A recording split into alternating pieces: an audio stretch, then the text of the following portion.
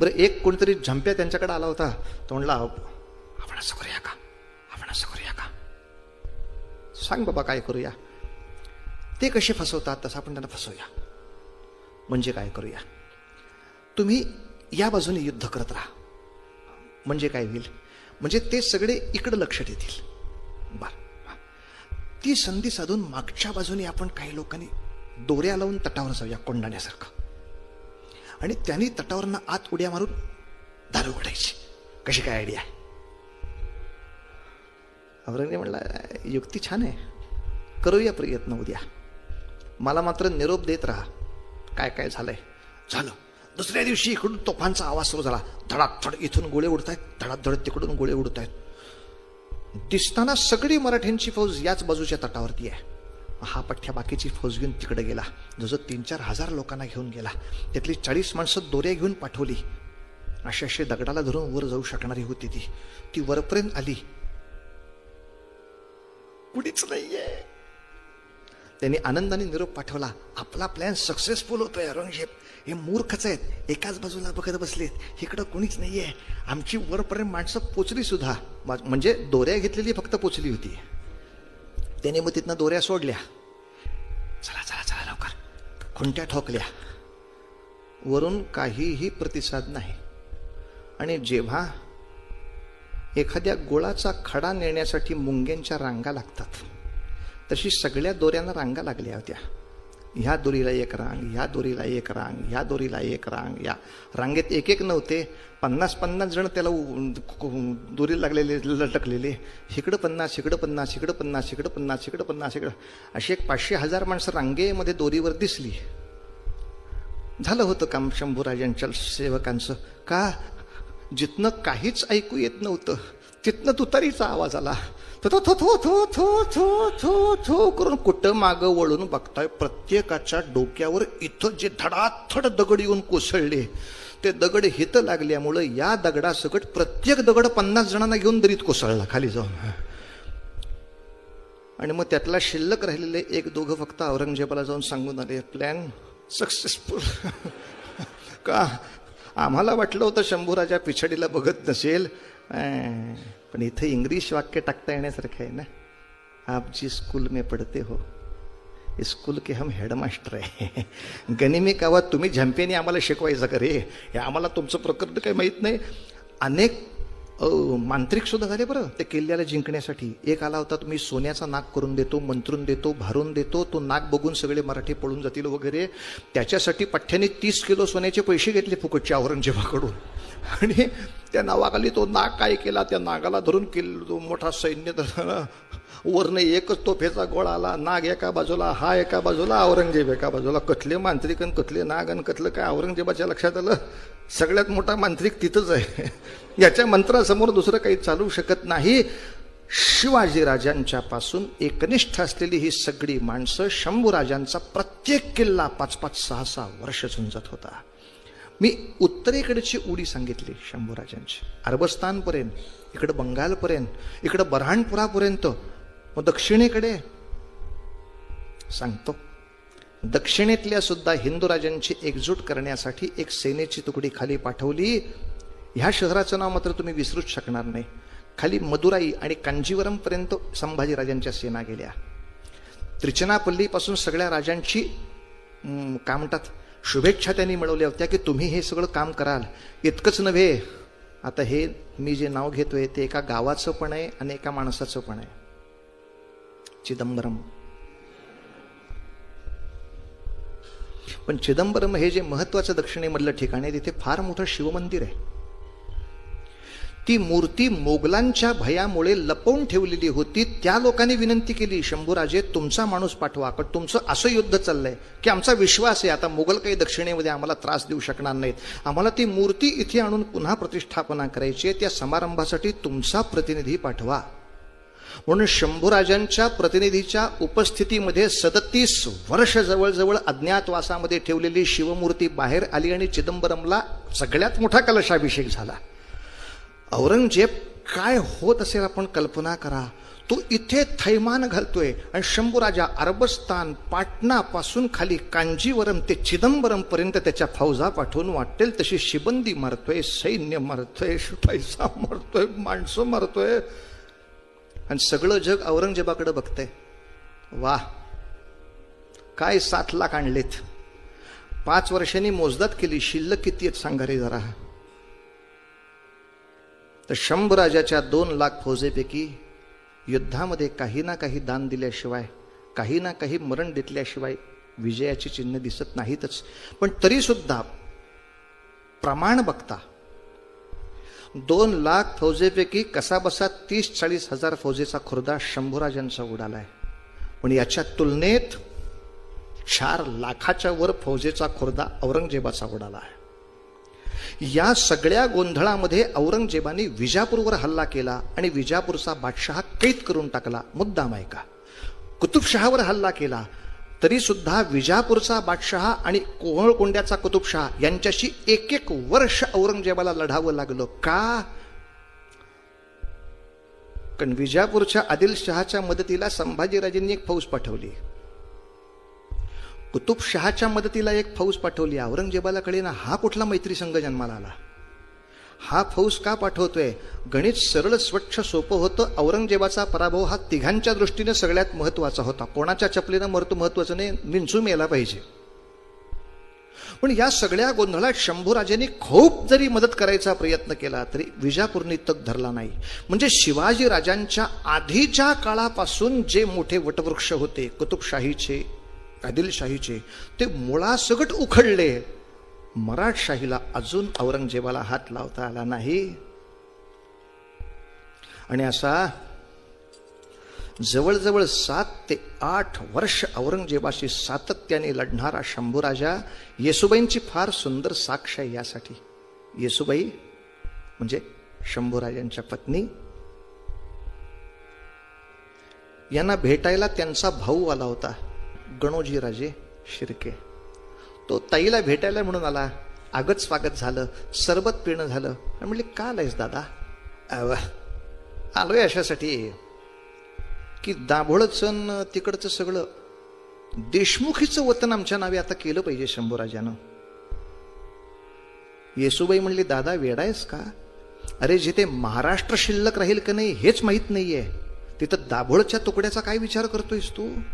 आधी औरंगजेब संपू दे ना, हे युद्ध तर कुठेतरी संपू दे. युद्ध काय होतच राहते. तेव्हा येसुबाईंनी सांगितलंय गणोजी तुला माहित नाही युद्ध कसं चाललंय ते. तू दाभोळच्या तुकड्यासाठी बसलायस, तुला मुलगा झाला त्या बारशाचे सगळे महोत्सव तू करत बसलायस, पण माझ्या नवऱ्याला तू बघितला नाहीस. गेल्या 8 वर्षात माझ्या नवऱ्याने कधी रात्रभर झोप घेतल्याची मला आठवत नाही. रात्री बेरात्री कधीतरी रायगडावरती 6 जण वाजतात तेव्हा आम्हाला समजतं शंभूराजे किल्ल्यावर आलेत म्हणून. आणि सकाळच्या प्रहरी आम्ही उठायच्या आतच शंभूराजे स्नान संध्या सर्व अनेक पूजा आटपून नकाशे घेऊन बसलेले असतात पुढच्या सैनिकांना सांगायला आज इथे जा, आज इथे जा, आज इथे जा. जवळजवळ 8 वर्षामध्ये PhD केलेल्या कमलताई गोखले सांगतात शिवपुत्र संभाजी या त्यांच्या प्रबंधामध्ये की या 8 वर्षात प्रत्यक्ष संभाजीराजे ज्या ज्या युद्धावर गेले अशा युद्धांची संख्या 120 आहे. आणि या 120 युद्धामध्ये कुठेही माघार नाही शंभूराजांची. कशाला म्हणतात साहेब 120? कुठनं कुठे आणि बाकीच्या त्यांच्या इतर फौजांनी मारलेल्या फौजा त्या वेगळा. प्रत्यक्ष शंभूराजे ज्या ज्या ठिकाणी येऊन उभे राहिले होते 200 किल्ल्यांचे सतत 4 वर्ष चाललेले बेढे. तळ कोकणावर 3 वेळा औरंगजेबानी सेना पाठवल्या, 3ही वेळेला त्यांच्या मोहीम उद्ध्वस्त केल्या. या सगळ्या बाजूला लढणारे शंभूराजे, अरे दादा रोज त्या माणसाची काय कुत्रोड चालली आहे ती आम्ही बघतोय. औरंगजेब बऱ्हाणपूरला आला होता तेव्हा येसुबाई प्रसूत झाल्या होत्या आणि त्यांना मुलगा झाला होता. शंभूराजे आनंदाने म्हटले वा, का? मला वाटलंच होतं की आबासाहेब परत येतीलच. ते काही शांत बसायचे नाहीत. खरंच शत्रू दारात असताना आबासाहेब लगेच घाईघाईत आले बघा म्हणायचे. अरे ज्या माणसाला आपल्या मुलाचं बारसं करायला सुद्धा आजपर्यंत वेळ मिळाला नाही, आम्हीच परस्पर रायगडावर बारसं करून त्याचं नाव पुढचा शिवाजी म्हणून ठेवलं. 8 वर्षात हा माणूस बिछाण्याला पाठ लावून आडवा झोपलेला कोणी जास्त पाहिलेलं नाही. अंगावर जखम व्हायला जागा नाही इतक्या जखमा अंगावरती घेऊन त्यांनी 4 लाख शत्रूचा खात्मा उडवला. अजून 3-3.5 लाखाची सेना औरंगजेबाची शिल्लक आहे. मग विचार करू ना रे गणू. गणोजी त्या गोष्टीला अडकून होता. राज्याभिषेकाच्या वेळेला येसू आपल्या दोघांचे जे बाबा पिलाजीराव शिर्के त्यांनी राज्याभिषेकाच्या वेळेला सांगितलं होतं शिवाजी महाराजांना की आमचं वतन द्या. तेव्हा दिलं नाही राजांनी. तेव्हा ते म्हटले गणोजीला पोरगा होऊ दे मग देतो. आता पोरगा झालाय, आता वतन दिलं पाहिजे. नाही तर शिवाजी राजे संभाजी राजे सुद्धा लबाडीनं बोलतात असं बोलावं लागेल. इतकं बोलायची वेळ आली. येसूबाई इतक्या चिडल्या होत्या दादा. स्वराज्याचा पसारा कसा सांभाळायचा हे समजत नसताना स्वतःच्या वतनाच्या तुकड्यांसाठी माझाच भाऊ मरतो हे बघून मला शरम वाटायला लागली आहे. मी राजांच्या समोर हा प्रस्ताव आत्ता मांडू शकत नाही. तुम्हाला जमत नसेल तर औरंगजेब सुद्धा आम्हाला जवळचा आहे. असं रागवून गणोजी जे निघून गेले ते दुर्दैवाची वार्ता कानावर पडलीच. गणोजी राजे औरंगजेबाच्या छावणीत सामील झाले. दुर्दैवाने याच्या पुढे संभाजी महाराज कुठे कुठे जाणार होते याचं बरचसे वेळापत्रक गणोजीला माहीत होतं. औरंगजेबाची एकमेव इच्छा होती आणि औरंगजेब धूर्त अशा पठ्ठ्या होता. गणोजी शिर्के आपको क्या चाहिए? मला माझं वतन पाहिजे. औरंगजेबाचे शब्द बघा. तो इतका तयार आहे आणि आपले इतकं डोकं नाही. हा आपला दोष आहे. औरंगजेबाचं वाक्य असं आहे आपको क्या चाहिए? मला माझं वतन पाहिजे. वतन किसके राज में है? संभाजीराजांच्या राज्यातलं वतन पाहिजे. तो दे दिया. त्याच्या बापाचं काय जाणार होतं? तुम्हाला 100 रुपये पाहिजेत का? हो. कुठे 100 रुपये? यांच्या पाकिटात आहेत. दिले तुम्हाला. दिले काय का पाकिटात त्याच्यातनं पण ते. तो त्याच्या खिशातले 100 रुपये द्यायला तयार नाही द्या मला. वतन किसके राज में है? शंभू राजा के राज में. दे दिया. मग आईजीच्या जीवावर बाईजी उदार तो भालवायच्या घरात तुळशीपत्र ठेवून बसला होता आणि हा त्याला प्रसन्न झाला. हो तुम्हाला जर संभाजी राजा पाहिजे असेल तर एक युक्ती सांगतो. आता ते संगमेश्वरी जाणार आहेत. तिथे न्याय निवाड्याचे बरेचसे प्रकरण निकालात काढायचे आहेत. न्याय निवाड्याला जायचं असल्यामुळे सैन्य कमी आहे. तुम्ही कोल्हापूर पन्हाळा किंवा आंबाघाट मार्गे जर संगमेश्वरकडे उतरलात तर सहज सापडणं शक्य आहे. पण बादशाह त्यांना मारू नका बरं का. क्या माझ्या बहिणीचं कुंकू अडकले हो तिथं. माझी बहीण विधवा होईल ना. इतकं सगळं सांगितल्यावर काय उपयोग होता? औरंगजेबाने त्याच्या पद्धतीनं उत्तर दिलं. गणोजी शिर्के आम्ही फितुरांच्याकडून बातम्या घेतो, सल्ले नव्हे. तुला तुझ्या बातम्या सांगितल्याबद्दल तुझी जहागिरी मिळतीये ना. चुप बैठना. आप चुप रहो. आणि मुकर्रब खान पठाण नावाच्या माणसाच्या हाती 3-4 हजाराची फौज देऊन त्याला आंबा घाटातनं उतरवला. लक्षात घ्या अनेकांची कल्पना अशी आहे की संभाजीराजे संगमेश्वरी बेसावध होते का नाही. नव्हे, त्यांना समजत होतं. प्रत्येक टप्पा कोण कोण सांगत होतं. पण इतक्या प्रचंड रात्री पावसाच्या काळामध्ये इतक्या अंधारामध्ये एवढ्या लवकर मुकर्रब खान संगमेश्वर ही अटकळ नव्हती. म्हणून जवळजवळ शंभूराजांच्या बरोबर असलेली माणसं मल्लोजी घोरपडे, स्वतः संताजी घोरपडे, धनाजी जाधव हे पुढच्या काळातले मोठे सेनापती. त्या काळातली छोटी मुलं होती पण तरी ते सैन्याची तुकडीचे एका पथकाचे प्रमुख होते. त्याच्याबरोबरीनं खंडोबल्लाळ स्वतः होता.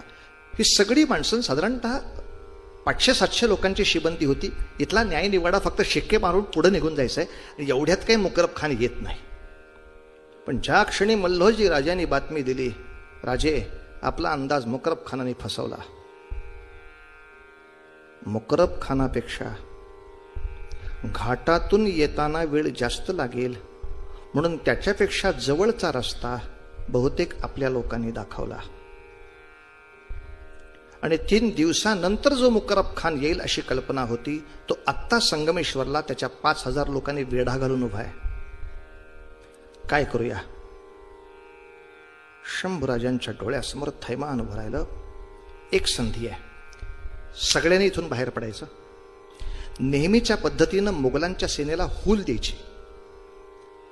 मोगलांची सेना त्याच्या पाठलागावर जाईल आणि दुसऱ्या रस्त्याने आपण निघून जायचं.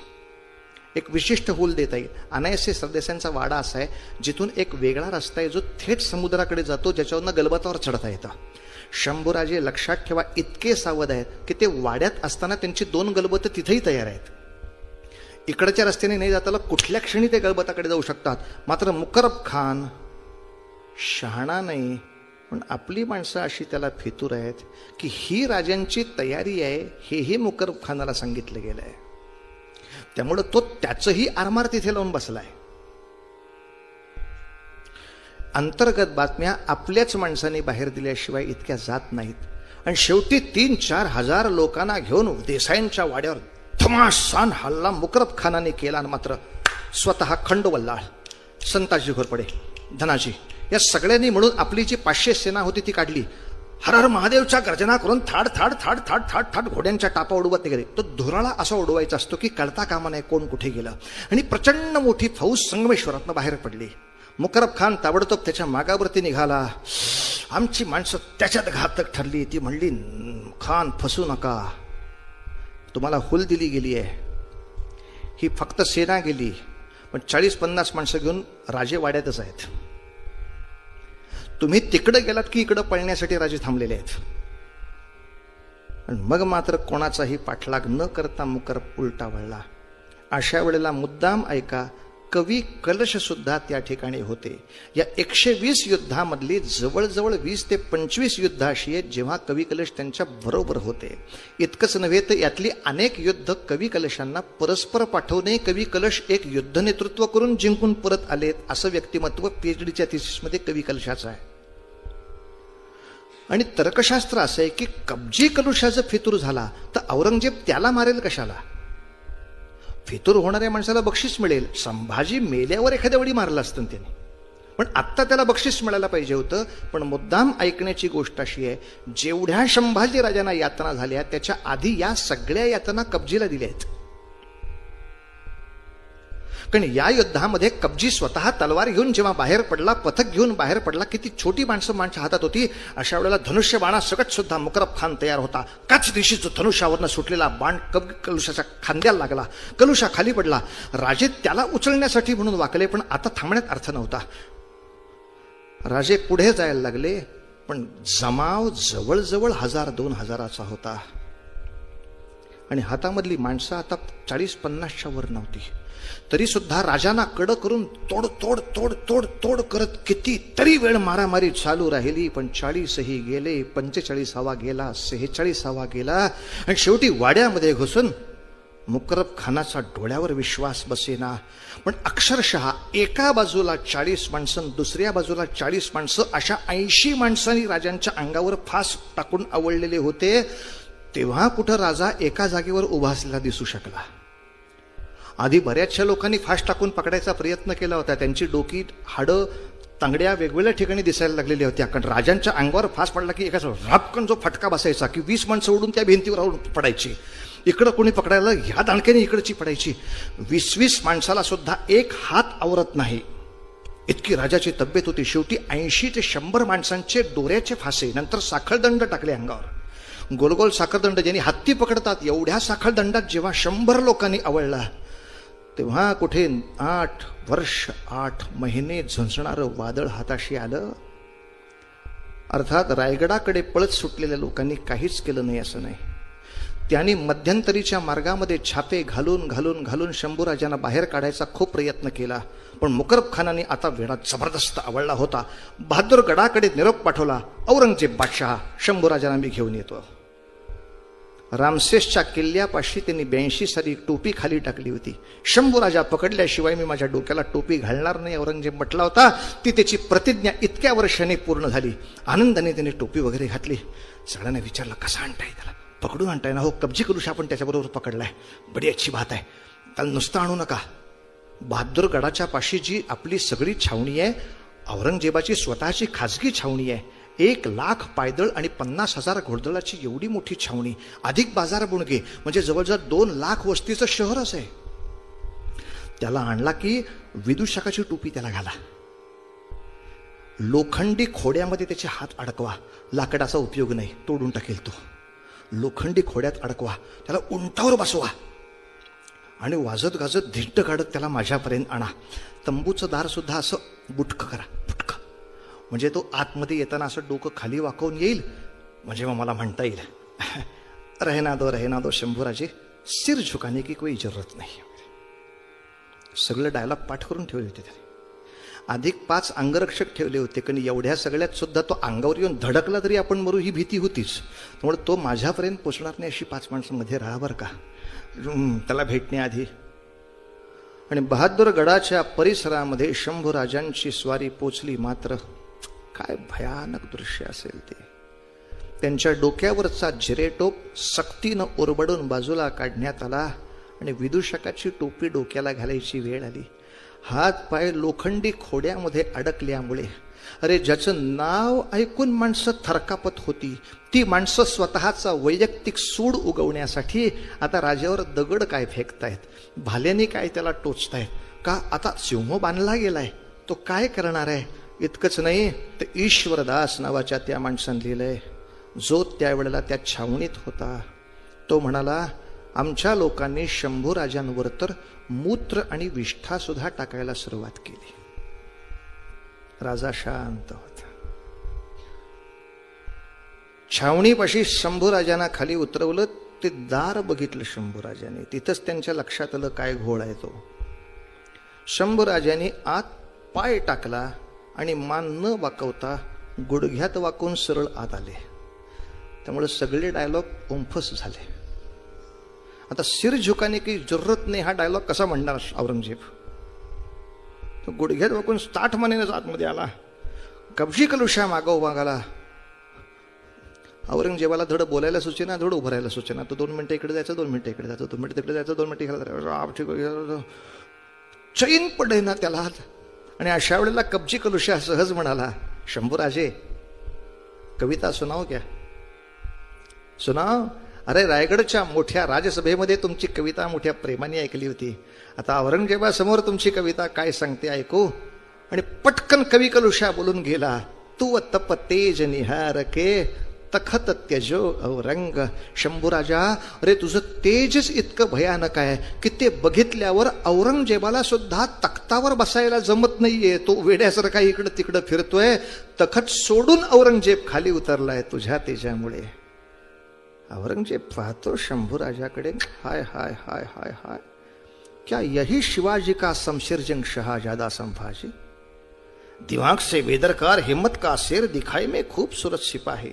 है परवरदिगार, इतना बहादुर राजा इस्लाम बन जाएगा तो तमाम दक्खन में एक ही तख्त होने को कोई अरसा न लगे.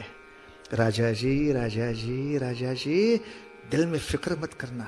आप हमारे सच्चे धर्म में आएंगे तो ये खुदा का बंदा आपको बड़ा नवाब बना देने को तैयार है. केवढी आमिष दाखवतोय तो औरंगजेब. तुला दख्खनची सुभेदारी देतो, हे देतो.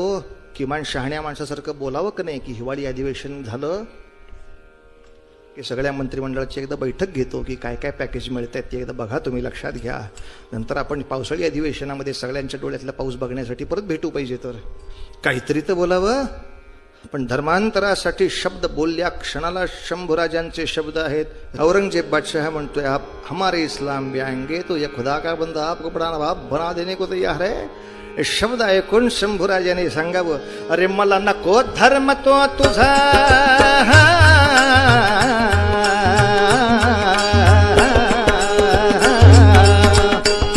मला नको धर्म तो तुझा, तुझा बापाचा तुझा काकाचा, मला एक रामचंद्र प्रभू प्यार, मला एक गाय माता ती प्यार. सांभाळ तोच एक करणार जी जी, सांभाळ तोच एक करणार जी जी, सांभाळ तोच एक करणार. तुझ्यासारखी कैक घुंगुरटी,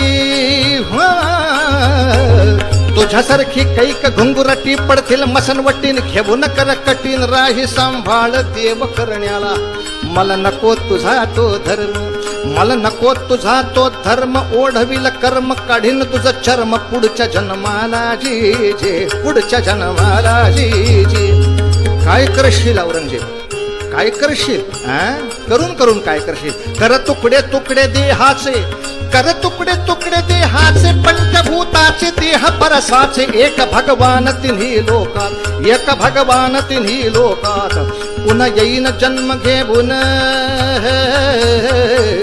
पुन्हा येईन जन्म घेऊन तुझे मान चरर चिरून. कोल्ह्या कुत्र्या हाती खाऊवीन तुझ्या देहाला जी, तुझ्या देहाला जी. एक कोल्ह्या कुत्र्या हाती खाऊवीन तुझ्या देहाला जी. एवढ्या तोंडावर अपमान चालल्यानंतर संतापलेला औरंगजेब जो ओरडला, खामोश, सीधी राह बतला निभाले पर टूट पड़ी है औलाद.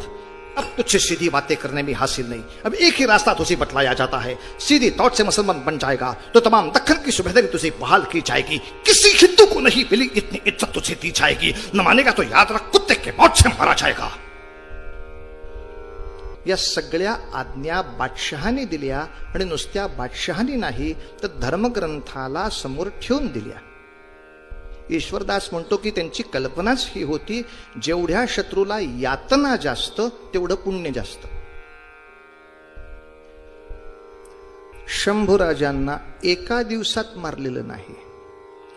15 फेब्रुवारीच्या साधारणतः सुमारास त्यांना बहादूरगडाच्या शिबिरामध्ये आणलं गेलं आणि त्यांचा मृत्यू त्यांनी घडवलाय तो 11 मार्चला घडवलाय. जवळजवळ 1 महिन्याचा काळ सातत्याने शंभूराजांचे हाल चालले होते.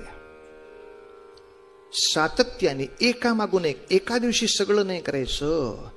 एकदा एक कान कापला की त्या यातनातून तो बाहेर येऊ लागला की दुसऱ्या दिवशी दुसरा कान कापायचा. त्या यातनातून बाहेर येऊ लागला की बोट तोडायचा.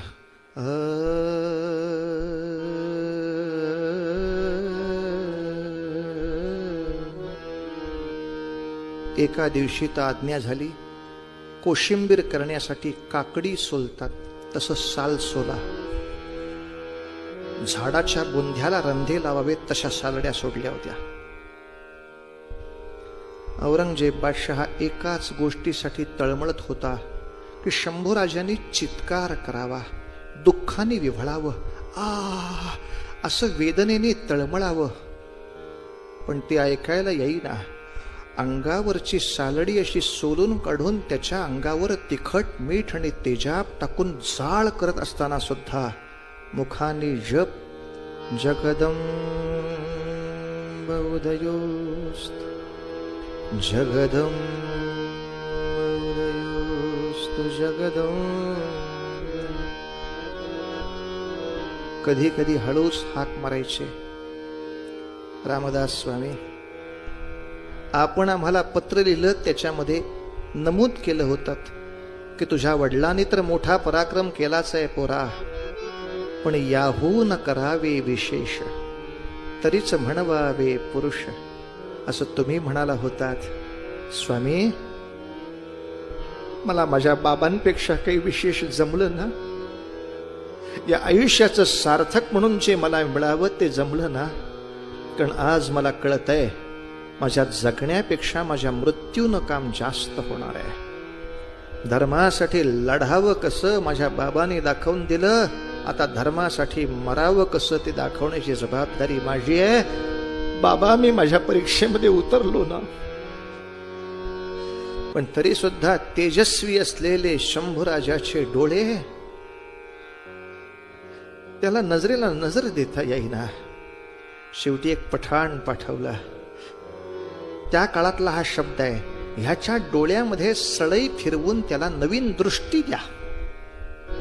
म्हणजे लोखंडी सळई निखाऱ्यात गरम करायची आणि डोळ्याच्या 2 छिद्रांमधनं घालून आतमध्ये गोल फिरवायची. आतल्या सगळ्या रक्तवाहिन्या जळून जातात, गळून जातात. तो मनुष्य जेव्हा आला, पांढरी दाढी असलेला, 2 शेगड्या घेतलेला, त्या माणसाचे शब्द फार छान आहेत. त्याने त्या तंबूमध्ये असा अर्धवट लोळा गोळा झालेला, कातडी नीटपणे आली नाही आली अशा अवस्थेतला शंभूराजा पाहिला. तरी सुद्धा तब्येत लपत नव्हती राजाची. तो पटकन म्हणाला, राजाजी क्यों मर रहे हो, अभी उसके हाँ में हाँ मिलाओ, बाद में भाग जाना. डोळ्याने फक्त विचार, का रे असं बोलतोयस. तर तो पठाण सांगू लागला, बेटे मैं तेरे बाप के उम्र का हूं, मुझे मालूम है इतनी अच्छी तन करने को कितना प्रयास करना पड़ता है। अरे समाज राष्ट्र के लिए इतनी अच्छी तन मिली है, सगळं अंग चाचपलं त्याने। इतनी अच्छी तन फिर नहीं मिलेगी बेटा, अभी हाँ में हाँ मिलाओ। शंभूराजे फक्त एकच निरोप देत होते, आप अपना काम करो। आंखें तो बंद करो राजाजी, आंखें तो बंद करो। स्वार्थासाठी फितूर होणाऱ्या लोकांचे डोळे उघडण्यासाठी स्वामिनिष्ठांनी डोळे फोडूनच घ्यायला पाहिजेत, असा इतिहास भयानक आहे माझा। काय डोळे मिटून करू, एकदा उघड्या डोळ्यांनी बघतो या माझ्या महाराष्ट्राकडे, एकदा उघड्या डोळ्यांनी बघतो या माणसांच्याकडे। जगदंबा माझ्या कार्याला यश देईल काय? त्या पठाणाला सुद्धा बघवलं नाही। तंबूच्या कनातीला कान लावून औरंगजेब थांबला होता। आता तरी शंभूराजा ओरडेल या एका गोष्टीसाठी। याने परमेश्वराची प्रार्थना केली, परवरदिगर माफ करना। सर्वदिशीचे डोळ्यामध्ये सळया घातल्या, फक्त रक्त जळल्याचा आवाज आला। सब दिशी फक्त सळया वळल्या, बाहेर आल्या। मुखाने जप जगदंब उदयोस्तु जगदंब उदयोस्तु जगदंब। ती जिभेतनं येणारी जगदंबेची नामावली सहन होईना, म्हणून शेवटी सांगितलं जबान खींच लो। जिभेमध्ये लोखंडी आकडा अडकवायचा असतो उलटा। 10 लोकांनी चेहरा धरून ठेवायचा, जवळजवळ 1.5 हात जीभ बाहेर येते, इतकी खसकन जीभ खेचून काढली जाते। आता नामाचाही आधार संपला, मनामधली माळ काय कोणी थांबवू शकत नाही। तो पठाण सांगतो, एखाद्या दीपस्तंभासारखा शंभूराजा उभा आहे, त्याच्या मनावर कोणताही परिणाम होत नाही। एक दिवस एक अवयव तोडत यातना करून शेवटी मुद्दाम मुहूर्त घेतला 11 मार्चचा, कारण दुसऱ्या दिवशी गुढीपाडवा होता। गुढीपाडव्याच्या मुद्दाम आदल्या अमावस्येला मारू, म्हणजे हिंदूंच्या सणाला कलंकित करता येईल। अशा कल्पनेनं पुण्याच्या शेजारी तुळापूर आहे, तुळापूरच्याही पलीकडे नगर रस्त्याला आपण जात राहिला, वढू नावाचं गाव आहे। त्या जंगलामध्ये या शिल्लक राहिलेल्या देहाला नेलं, कब्जे कलुषा, त्याचीही जीभ हसडली होती, त्याचेही डोळे काढले होते, त्याचीही चामडी सोलली होती, त्याच्याही डोक्याचे पाठ काढले होते, त्यात शेंदूर भरून त्यालाही आग केली होती। या दोघांना त्या संगमावरती नेलं नदीच्या। वर्णन असं आहे, पालथं पाडलं आणि आता राहिलेल्या अवयवांना एक इंच अंतरावरनं खटा खटा खटा खटा तुकडे मारत, असं मारायचा सगळा डाव चालला होता। एकदम नाही मारायचं। शेवटचा घाव मानेवरती कचदिशी बसला, ते मस्तक बाजूला झालं। ज्या मस्तकावर यवराज्याचा अभिषेक झाला होता ते मस्तक बाजूला झालं। जे मस्तक जिजाबाईंनी कुरवाळलं होतं, जे मस्तकाला पोटाशी धरून शिवछत्रपतींनी अश्रू गाळले होते, ते मस्तक बाजूला झालं आणि रक्ताचे फवारेच्या फवारे नदीमध्ये उडाले, इंद्रायणीमध्ये आणि भीमेमध्ये। आणि औरंगजेबाच्या लक्षात आलं, शंभूराजांचे डोळे फोडले, पण दिव्य स्वराज्याची स्वप्न बघायचा महाराष्ट्र कधी थांबणार नाही।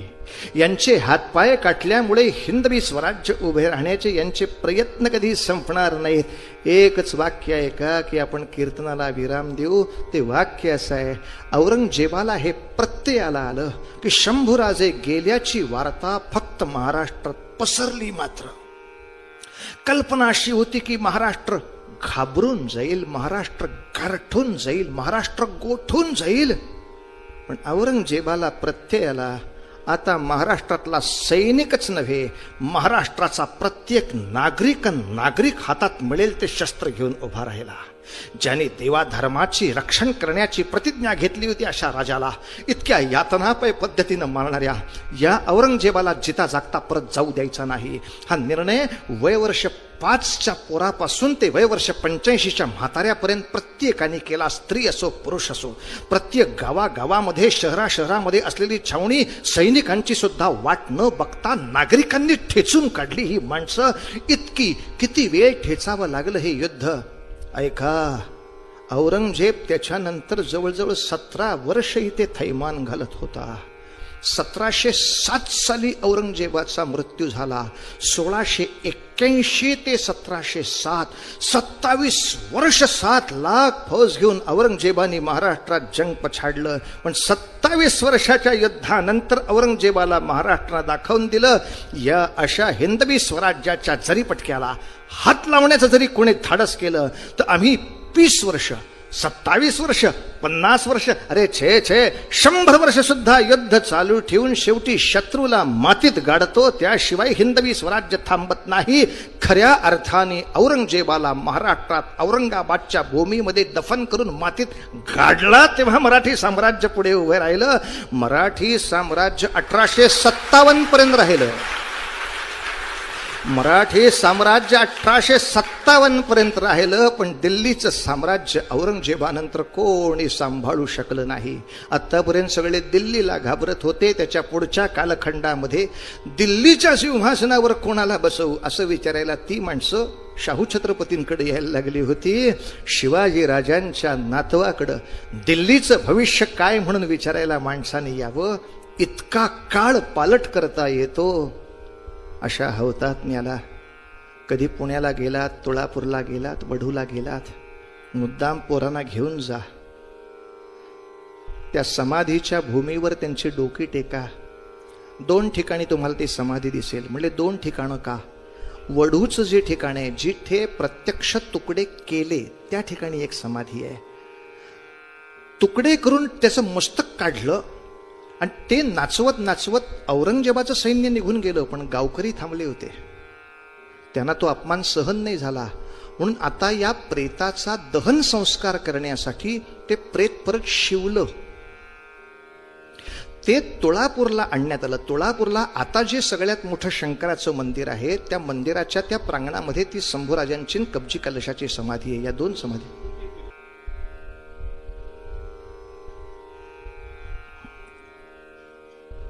कब्जी कलुशाचीही त्या ठिकाणी समाधी आहे.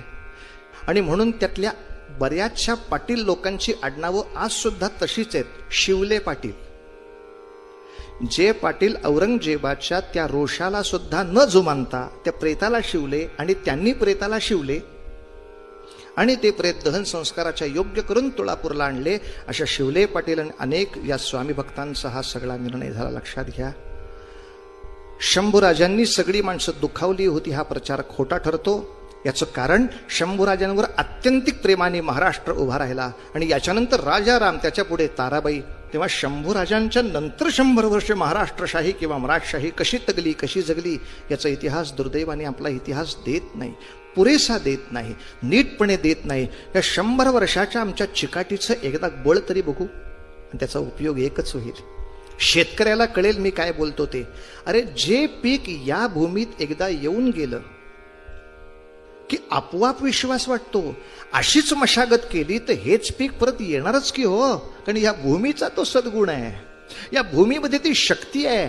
बाकीची हिंदवी स्वराज्य एक धडकेमध्ये संपली, तुटली, कोसळली, ती परत उभीच नाही राहिली.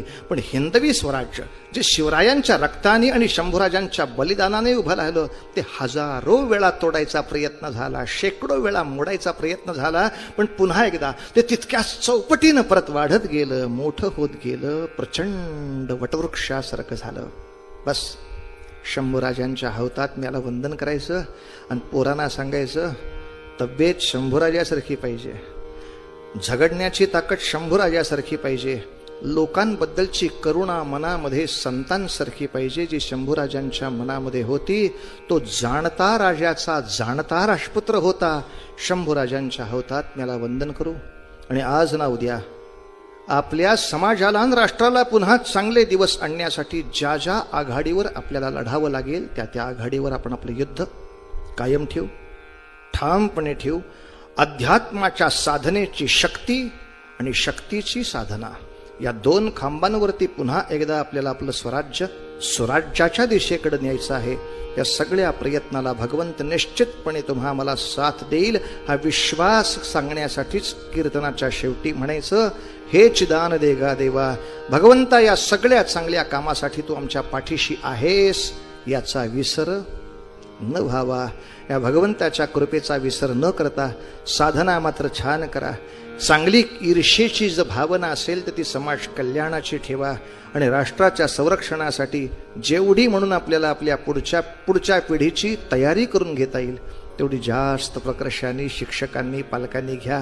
बस याच्यापेक्षा शंभूराजांना वेगळं हौतात्म्याच्या बलिदानाचं म्हणून वेगळं पूजन काही करायची गरज नाही. शंभूराजे स्वर्गात असतील का आता, पण स्वर्गाच्या दारात थांबले असतील की माझं हौतात्म्य बघितल्यानंतर ही सगळी माझ्या महाराष्ट्रातली मुलं पुन्हा एकदा सगळ्या बाजूनी हिंदुस्थानावर 4-4, 5-5 शत्रू लचके तोडायला बसलेत. या शत्रूंना भूमीमध्ये गाडून पुन्हा आपलं हिंदूंचं साम्राज्य उभं करायला ही मुलं उभी राहत आहेत का नाही, ते बघायला नक्की येतील, बघायला नक्की थांबतील.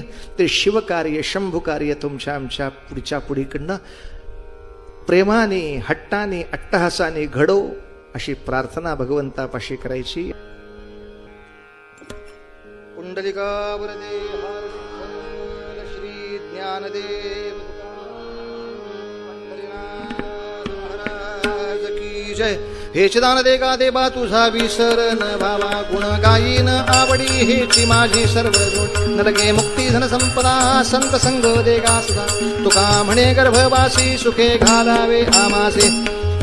लवथवती विक्राळा ब्रह्मांडी माळा, विषे कंठ काळा त्रिनेत्री ज्वाळा. लावण्य सुंदर मस्तकी बाळा, तेथून या जळ निर्मळ वाहे झुळझुळा. जय देव जय श्री शंकरा, आरती ओवाळू तुझ कर्पूर गौरा. कर्पूर गौरा भोळा नयनी विशाळा, अर्धांगी पार्वती सुमनांच्या माळा. विभूतीचे उधळण शितिकंठ निळा, ऐसा शंकर शोभे उमा विल्हाळा. जय देव जय श्री शंकरा, आरती ओवाळू तुझ कर्पूर गौरा. जय देव जय. देवी दैत्य सागर मंथन पै केले, या माझी अवचित हालाहल उठले. हेत्वा असुरपणे प्राशन केले, नीलकंठ नाम प्रसिद्ध झाले. जय देव जय श्री शंकरा. व्याघ्रांबर फणिवरधर सुंदर मदनारी, पंचानन मनमोहन मणिजन सुखकारी. शतकोटीचे बीज वासे उच्चारी, रघुकुल टिळक रामदासा अंतरी. जय देव जय श्री शंकरा, आरती ओवाळू तुझ कर्पूर गौरा. प्रदक्षिणा घालीन लोटांगण बंदीन,